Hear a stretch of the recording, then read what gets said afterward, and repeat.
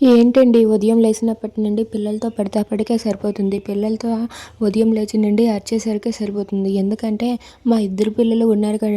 వీళ్ళైతే చాలా రాక్షసులండి. ఈ రాక్షసులతో పడేసరికి నాకు చాలా టైం పట్టేస్తుంది. వాళ్ళని ప్రతి దానికి బ్రతిమలాడాల్సిందే. స్నానం చేయడానికి, బ్రష్ చేయడానికి, తినడానికి ప్రతి దానికి బ్రతిమలాడాల్సిందే. పైగా చెప్పడం మర్చిపోయాను. మా పెద్ద పిల్ల పేరు అలకనందండి. ఎందుకంటే ప్రతి దానికి అలుగుతుంది. దానికి అసలు పేరు ఉన్నా సరే అలకనంద అని చాలా వరకు పిలుస్తాం. ఎందుకంటే ప్రతిదానికి అలుగుతుందండి. అక్క అలా చేస్తే నేను అలా చేయనా అని చెప్పి చెల్లి కూడా ఈ మధ్య అలుగుతుందండి. ఇది కూడా చాలా పేచీ నేర్చేసింది. ఏంటి ఉత్తి సోది చెప్తున్నాను, ఏం చేస్తున్నానో చెప్పట్లేదని అంటున్నారు కదా!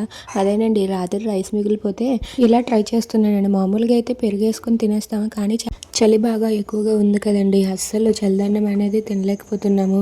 అందుకే ఇలా ట్రై చేశానండి. ఇదైతే అలా స్టవ్ ఆఫ్ చేయగానే ఇలా తినేసామండి. చూడడానికి కూడా చాలా బాగుంది, అలాగే టేస్ట్ కూడా పులిహోర లాగానే ఉందండి. ఇన్స్టెంట్ పులిహోర అని కూడా అనొచ్చండి. దీనికి ఇంకో పేరు ఇన్స్టెంట్ పులిహోర. మీరైతే ఎప్పుడైనా ట్రై చేశారా? ట్రై చేస్తే కామెంట్ చేయండి.